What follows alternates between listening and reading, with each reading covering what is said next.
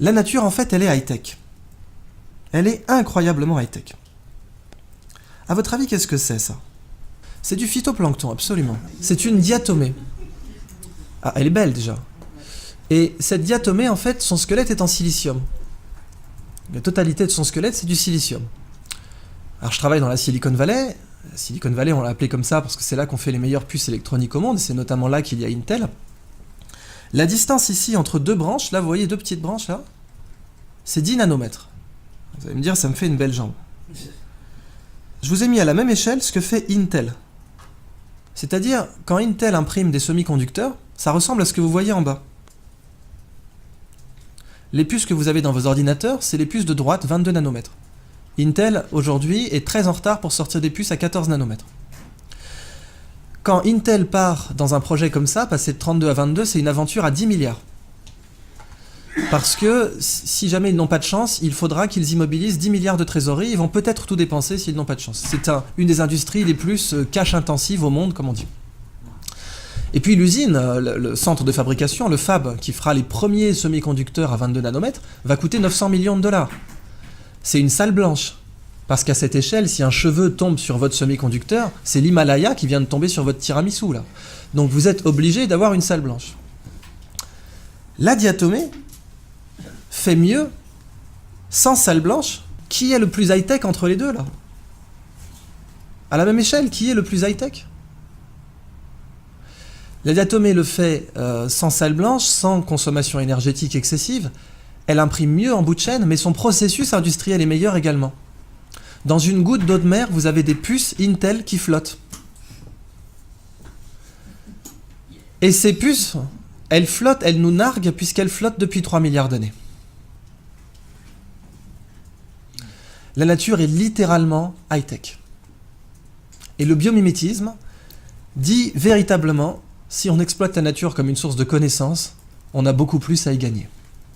Et en plus de ça, on transcende le conflit d'intérêts croissance-nature, qu'on a conçu pendant des années comme un conflit d'intérêts absolument inévitable. Ça, à votre avis, qu'est-ce que c'est? Attendez 2 secondes. Ça. C'est de la peau de requin. C'est un exemple... Un des exemples les plus cités en biomimétisme, ce sont des dents. En fait, le requin est couvert de dents. La prochaine fois que vous caresserez un requin, vous saurez pourquoi c'est rugueux, il est couvert de dents. Mais je vous présente en fait là le meilleur revêtement anti-turbulence au monde. Il est meilleur que les revêtements développés pendant la guerre froide pour les sous-marins nucléaires. Il est tellement bon qu'Airbus s'en est inspiré pour l'A350. Et il est tellement bon que ce sont les combinaisons interdites de Speedo au JO de Pékin. Là, vous voyez Michael Phelps avec une de ses combinaisons qui a battu, je crois, 7 ou 8 records du monde. Donc, ça fait mieux que nous. Et c'est aussi le meilleur revêtement anti-fouling au monde. Vous verrez jamais un bigorneau collé à un requin. Genre de petite observation qu'on fait rarement, je vous l'accorde. Mais c'est un revêtement anti-fouling. Et du coup, BASF s'en est inspiré pour faire une peinture anti-fouling qui est la meilleure au monde. Ici, vous avez une céramique. Cette céramique est absolument incroyable. Ce sont plein de feuillets empilés. Alors, n'importe quel ingénieur en matériaux vous dira quand vous avez plein de feuillets empilés, ça c'est un très bon blindage. C'est-à-dire que, par exemple, une rame de papier, essayer de la déchirer, ça va être très compliqué. Une rame de papier de 500 pages, ça arrête une balle de fusil pour le coup. Ça fait 10 millions de pages. Ça arrête un bazooka à charge creuse. À bout portant. C'est-à-dire on prend un bras télescopique, poum, ça n'entame pas la bonne humeur du machin. Qu'est-ce qui fabrique ça ? C'est un fruit de mer. Le fruit de mer le plus cher sur un plateau de fruits de mer. Au-delà de l'huître. Le coquillage, effectivement. L'ormeau, absolument. L'ormeau, ça peut vous blinder un char Leclerc. Cette céramique est meilleure que les nôtres, meilleure que les céramiques de qualité militaire, mais en plus de ça, le processus industriel est bien meilleur aussi. Ça pollue pas, ça. Nous, quand on fait des céramiques moins bonnes que l'ormeau, c'est de l'acide sulfurique à forte pression. C'est des usines de type AZF. L'ormeau, ça consomme très peu d'énergie. Tout ce que ça utilise, c'est du plancton et du soleil. Enfin, le plancton utilisant le soleil. Du carbonate de calcium. Ça fait mieux que nous. Alors, je vous ai fait un peu un buffet à volonté, puis je vais conclure là-dessus. Est-ce que ce petit coquillage, il produit une toxine ? La muconotoxine, c'est un cône du Pacifique, très dangereux, mais si vous avez des gants, aucun danger puisque le dard ne pénètre pas un gant de plongée. Ce coquillage, il est vendu à 3 $ sur les marchés parce qu'il est joli. C'est vraiment pour moi la représentation du fait qu'on brûle la nature au lieu de la lire, parce que vraiment, 3 $ le coquillage, c'est une des utilisations les plus débiles qu'on pouvait faire de ce coquillage. Avez-vous une idée du prix de sa toxine au kilo? Sachant que la demande mondiale est supérieure au kilo. 1 kilo d'or, on va prendre ça comme étalon, 1 kilo d'or c'est 30 000 €. À votre avis, ça va chercher dans les combien cette toxine? 100 000, donc 3 fois l'or. C'est plus. Elle sert à quoi, la toxine? Elle est très utilisée en neurotechnologie, elle permet de faire des neurotechnologies avec un niveau de détail incroyable, donc c'est des nanotech, neurotech, elle est aussi utilisée en neurochirurgie, etc. Très grosse demande mondiale qui ne fait qu'augmenter. C'est plus que 100 000. 500? Je vous laisse faire le calcul, 800 $ le milligramme. Et la corne de rhinocéros? Ah, la corne de rhinocéros à côté, c'est rien. Ça nous fait du 800 millions de $ le kilo. L'or et le platine, c'est du terreau de jardin en comparaison. Il va, les mecs. Il faut les élever. Hein. Il faut les élever absolument. Mais ce qui est dingue, c'est qu'on les vend à 3 $ le coquillage. Et il est en voie d'extinction à cause de ça. Voilà, Frank Zal, l'arénicole. Alors, l'arénicole, donc le petit ver de vase. J'aime beaucoup l'ironie de ce cas en biomimétisme parce que c'est vraiment le cas qu'on a marché sur des livres sans le savoir. Quand les Américains ont débarqué en Normandie, ils cherchaient désespérément un substitut d'hémoglobine. Ils avaient déjà un substitut de plasma, et notamment on savait que l'eau de coco est un substitut de plasma. Genre de petit factoïde qui sert à rien mais que vous pouvez ressortir au dîner mondain. On peut se faire une transfusion avec du lait de coco, de l'eau de coco, pardon, pas du lait. Ça sert vachement dans le théâtre du Pacifique, donc ça sert vraiment en fait. Mais de l'hémoglobine, il n'en avait pas. L'hémoglobine de l'arénicole, c'est du O négatif. Elle est universellement transfusable. C'est-à-dire que les Américains, quand ils ont débarqué en Normandie, la solution était sous leurs pieds, littéralement. Ils marchaient vraiment sur les livres qui disaient, voilà, vous voulez de l'hémoglobine du O négatif illimité pour vous? Pas de problème, c'est là. Mais c'est pas fini. Cette hémoglobine est 50 fois plus oxygénante que l'hémoglobine humaine. 50 fois. Alors, évidemment, application pour le dopage. Vous prenez un cycliste dopé à l'érythropoïétine, l'EPO, il pourra au maximum faire du 1,8 en oxygénation par rapport à un individu normal. Fois 50. Mais évidemment, l'enjeu, c'est pas le dopage, c'est les transplantations d'organes. Avec ça, vous pouvez garder un greffon 8 jours, alors que le maximum mondial d'un greffon, c'est 24 heures. Et quand vous faites une transplantation, l'enjeu, c'est de reconnecter le greffon le plus vite possible, et donc d'éviter qu'il soit sous-oxygéné, auquel cas il se nécrosera, il sera rejeté. Avec de l'hémoglobine d'arénicole, aucun rejet. Autre application biomédicale, la moule. Donc là, on n'est plus dans le high-tech, je vous parle de Léon de Bruxelles, là, quand même. Le fil que la moule utilise pour coller au rocher, on l'appelle le byssus. Je vous présente la meilleure colle connue de l'homme. Meilleure que les colles polycomposants de la NASA, et bien évidemment meilleure que les colles commerciales. Vous pouvez absolument pas coller une moule à un rocher avec de la superglue ou du néoprène. Ce byssus, il fonctionne, il est effectif à forte salinité, basse salinité, température ambiante très basse ou relativement haute, il résiste aux UV, et il résiste aux forces de flambement et de torsion des vagues. Donc vous avez une colle exceptionnelle. Mais en plus, ça ne pollue pas. Et comme ça ne pollue pas, je vous présente aussi le meilleur fil suturant connu de l'homme. D'où la petite bande dessinée. Les gars, fermez les plaies avec le fil, pas avec les coquillages. Parce qu'en fait, ce fil aujourd'hui, il est extrêmement cher. Il est réservé à la chirurgie plastique et aux césariennes de stars. Parce qu'il vous fait des plaies nickel. Il est imputrescible, ce qui fait que du coup, il n'abrite pas de bactéries. Vous ne verrez jamais du byssus de moule moisir. Et donc, ça fait vraiment des plaies exceptionnelles. Les chirurgiens qui ont travaillé avec ne veulent plus revenir en arrière parce qu'ils ont vraiment l'impression d'être des bouchers. Mais aujourd'hui, le seul moyen qu'on a d'en produire, c'est de cultiver une moule sur un petit rocher cylindrique et de le faire tourner à mesure qu'elle s'attache pour faire une bobine de byssus de moule. Alors, ça sera mon dernier cas. La crevette menthe religieuse. Alors, elle, c'est la crevette de tous les records, quoi. Cette crevette peut vous péter une main ou un bras. Elle est grande comme une langoustine. Il y en a 400 espèces dans le monde. Et vous voyez ici, elle a des petits marteaux là. Un peu comme des marteaux à fruits de mer pour casser des tourteaux. Et c'est justement ce qu'elle fait. Elle casse des crabes avec. Seulement quand elle envoie son marteau pour casser un crabe, elle lui donne l'accélération d'une balle de fusil d'assaut. Si nous on était capable d'envoyer une balle de baseball à 1/10 de cette accélération, on la mettrait sur orbite. Ce marteau casse évidemment un aquarium blindé. puisqu'il a l'énergie cinétique, il aura la vélocité finale d'une balle de fusil, mais il a une masse supérieure. Évidemment, si vous l'arrachez, il repousse, parce qu'après tout, pourquoi pas. Cette crevette, quand elle envoie son marteau, il se forme des étincelles sous l'eau. Ça va tellement vite que vous avez des étincelles. Et ces étincelles, on les a mesurées à 22 000 Kelvin, c'est la température à la surface du Soleil. Quand cette crevette envoie ses marteaux, il se forme une bulle d'air autour qui s'appelle une bulle de supercavitation. La supercavitation a été étudiée au départ par l'armée russe pour faire des torpilles qui peuvent aller à plus de 150 km/h sous l'eau. Et aujourd'hui beaucoup plus, paraît-il. Des torpilles Shkval, dont les Russes ont donné la technologie à l'Iran, ce qui serait une des grandes raisons pour lesquelles les Américains n'ont pas déployé de porte-avions trop proches des côtes iraniennes, parce que ces torpilles peuvent sniper un porte-avions. Les Chinois prétendent, avec la technologie de supercavitation, avoir mis au point un sous-marin qui pourrait faire 500 nœuds sous l'eau, en se déplaçant dans une bulle d'air. Et la supercavitation aujourd'hui, le meilleur modèle d'étude que vous avez, c'est cette crevette. Mais c'est pas fini.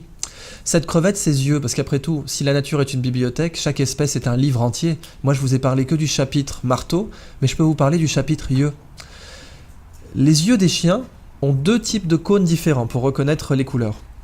2 types de cônes. Nous en avons 3. Les chiens sont donc des daltoniens par rapport à nous. Cette crevette en a 16. Ça veut donc dire que nous sommes un tiers d'un tiers de daltoniens par rapport à elle.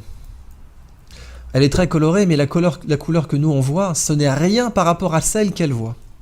16 cônes. Les Américains se sont inspirés de ses yeux pour concevoir une caméra qui permet de détecter rapidement les cellules cancéreuses dans les biopsies. C'est une caméra bio-inspirée tirée des yeux de cette crevette. Et les yeux de cette crevette possèdent l'écran solaire le plus efficace connu de l'homme. Les mycosporine-like aminoacides, qui sont des écrans solaires naturels, produits par les espèces pélagiques. Ces écrans solaires sont très intéressants commercialement parce que nos écrans solaires sont des perturbateurs endocriniens pour les coraux. Et quand on se baigne avec de la crème solaire, eh bien, on détruit les coraux. Si on avait ces écrans solaires, on serait mieux protégé et on ne détruirait pas les coraux. Alors, je conclus. Vous avez peut-être entendu parler de ce projet, le radeau des cimes. Je crois que c'était un projet français. Donc c'était étudier la canopée de façon complètement non invasive, sans la détruire, en déposant comme ça cette espèce de grand radeau pour étudier cet écosystème. Si on part du principe que la connaissance c'est le nouveau pétrole, et la connaissance comme nouveau pétrole, ça fait longtemps qu'on en parle, mais je pourrais vous citer des exemples concrets, à commencer par la Corée du Sud. La Corée du Sud a un ministère de l'économie de la connaissance. C'est le seul pays au monde à avoir eu un ministère de l'économie de la connaissance. Autonome, régalien, indépendant du ministère de l'économie et des finances. Et la Corée du Sud, aujourd'hui, exporte plus que la Fédération de Russie. La Corée du Sud exporte 20% plus que la Fédération de Russie, alors qu'ils ont 171 fois moins de territoire et 3 fois moins d'habitants. Et que la Russie a du pétrole, du strontium, de la bauxite, du gaz naturel, du bois. Ils ont tellement de platine que c'est eux qui ont inventé historiquement l'utilisation monétaire du platine. Et ils exportent moins que la Corée du Sud. Et la Corée du Sud n'a rien. Comme matière première, rien. En ressources halieutiques, ils sont en mer de Chine, c'est partagé entre le Japon et la Chine, et croyez-moi, c'est pas eux qui gagnent. Donc ils n'ont rien à exporter en matière première sensiblement par rapport à leurs exports. Ils exportent évidemment des matières premières, mais c'est rien par rapport à leur matrice d'export. Par contre, la Corée du Sud, c'est le premier fabricant mondial d'écrans LCD, c'est le premier fabricant mondial de moteurs de bateaux, c'est un très grand fabricant mondial d'automobiles. Ils exportent de la connaissance. Toute leur économie est basée sur la connaissance. Et c'est pour ça que la Corée est passée de la guerre de Corée à nos jours à une boîte de cornets de bif par jour comme repas, et aujourd'hui un PIB par habitant supérieur à la France. Donc si on part du principe que la connaissance c'est le nouveau pétrole, 1. Et 2, que la nature est pleine de connaissances. Eh bien ça, c'est le nouveau Derrick. Et c'est pas de Horstapper que je parle. Ça en dactylo, ça va être sympa aussi. Ça, c'est la nouvelle plateforme pétrolière. Donc, imaginez que nos arrière-petits-enfants débarquent aujourd'hui. Ça, c'est une plateforme pétrolière marine, donc. Et nos arrière-petits-enfants débarquent et nous disent, attendez, en 2015, les gars, vous saviez que dans la nature, il y avait des raccourcis R&D à 10 milliards, il y avait des matériaux anti-turbulence exceptionnels, des céramiques dont le développement marché est supérieur à 1 milliard. Je vous ai même pas mis tous les autres exemples. il y avait des toxines qui valent 800 millions de dollars le kilo. Certaines valent jusqu'à 1 milliard le kilo aujourd'hui. Un baril de pétrole, ça vaut combien? 50 dollars? C'est combien de litres un baril de pétrole? Je crois qu'on doit être à 30 centimes le litre. 30 centimes le litre pour le pétrole. 800 millions de dollars le litre. Et donc, imaginez que nos arrière-petits-enfants disent « Attendez, vous saviez tout ça? Et vous, sans déconner, vous extrayez le pétrole de la mer ?» Comme je vous l'ai dit, toute idée passe par ces 3 étapes.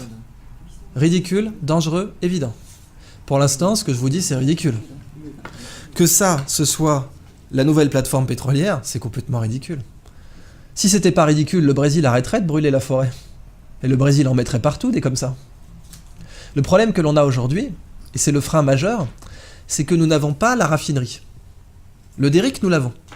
Mais la raffinerie, qui va extraire ces connaissances et les utiliser, et créer de la valeur économique avec, eh bien, nous l'avons, mais elle n'est pas majoritaire. Ce sont les universités, ce sont les laboratoires, c'est tout ce qui fait de la R&D d'une façon générale. Mais c'est minoritaire.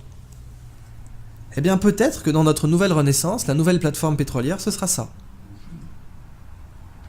Le projet Sea Orbiter de Jacques Rougerie, qui est une station océanique internationale, si vous voulez, c'est-à-dire que c'est un bateau qui peut rester en mer 360 jours par an.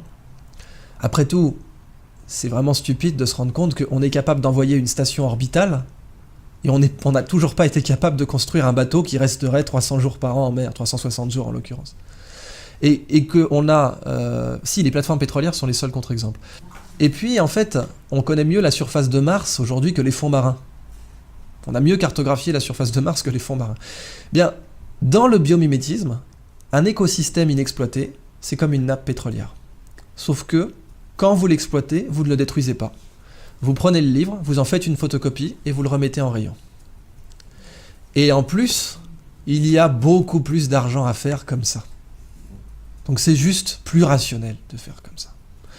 Alors voilà donc la fin de ma présentation sur le biomimétisme. Je vous donne simplement un épilogue pour vous parler de la Blue Economy, qui est l'application du biomimétisme à l'industrie. Et la Blue Economy, c'est une 3e histoire que je ne développerai pas, mais dont je vous donne simplement l'incipit, qui est « Imaginez un monde sans déchets ». Imaginez un monde où la prochaine fois que vous verrez un déchet, il faudra emmener vos enfants au musée. Regarde maman, une canette de croc. C'est fou ça. Ce monde, on sait qu'il n'existe pas aujourd'hui. En fait, il existe, c'est la nature. Quand les feuilles tombent des arbres, on n'organise pas un système de ramassage. Dans la nature, les déchets n'existent pas, parce que la nature produit en cycle. Mais nous produisons en ligne.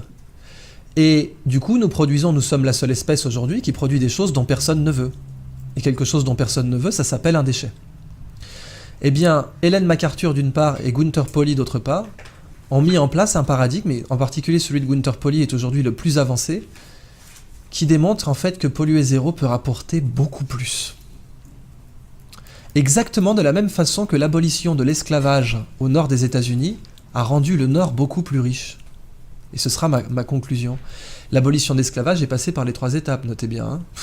Allez dire à un planteur de coton du Sud, « Bon les mecs, si on abolissait l'esclavage, soyons sérieux, moi j'ai du boulot. Ensuite, si on abolissait l'esclavage, Abraham Lincoln, c'est dangereux, c'est la guerre. Et puis aujourd'hui, c'est évident. Pourquoi, à votre avis, le Nord, en abolissant l'esclavage, a fini beaucoup plus riche que le Sud? Parce que ça, quand même, c'est pas évident. On crée une contrainte légale, on impose d'abolir l'esclavage, et le Nord, en 15 ans, se retrouve mais tellement plus compétitif que le Sud que la guerre de sécession est inévitable. Car la guerre de sécession, l'abolition de l'esclavage était au cœur, bien sûr, mais le Sud l'avait toléré, avec un accord qui obligeait le Nord à rapporter les esclaves qui s'étaient enfuis. Mais la guerre de sécession a débuté quand les exportations du Nord sont devenues bien plus compétitives que celles du Sud. Pourquoi? Et ce sera la conclusion. Parce que c'est le biomimétisme, et ça le frein. C'est pour, comme je vous avais parlé des freins, le frein d'adoption du biomimétisme est exactement du même genre que le frein d'adoption à l'abolition de l'esclavage. Pourquoi le Nord est devenu plus riche? Tout simplement parce qu'il s'est industrialisé. La machine à vapeur, les planteurs de coton voulaient absolument pas... Vous demandiez à un planteur de coton, qu'est-ce qui vous ferait plaisir? Plus d'esclaves, moins cher, plus fort. Non, ce qu'il vous faut, c'est une machine à vapeur. Mais de quoi tu parles? Tu t'y connais en coton? Tu plantes du coton, toi? Non. Alors tais-toi, moi j'en fais depuis 6 générations. Je sais que du coton, c'est avec des esclaves. Et non, vous verrez, la machine à vapeur, c'est bien mieux. Il n'y a plus besoin, comme ça, de travail manuel gratuit. Et oui, Chevrolet, General Motors, Ford, ils ne sont pas installés à Chicago pour le climat. Ils sont installés à Chicago parce qu'il y avait des machines à vapeur. En abolissant l'esclavage, le Nord a industrialisé ses États beaucoup plus rapidement que le Sud, à un tel point que les exports du Sud étaient devenus complètement obsolètes. Eh bien, la Blue Economy, c'est exactement le même principe. C'est la phrase de Gunther Pauli, ce n'est pas à la nature de produire comme nos usines, c'est à nos usines de produire comme la nature. Et si nous faisons comme ça, nous serons non seulement beaucoup plus rentables, mais en plus il n'y aura plus de déchets. C'est ma conclusion. Merci beaucoup.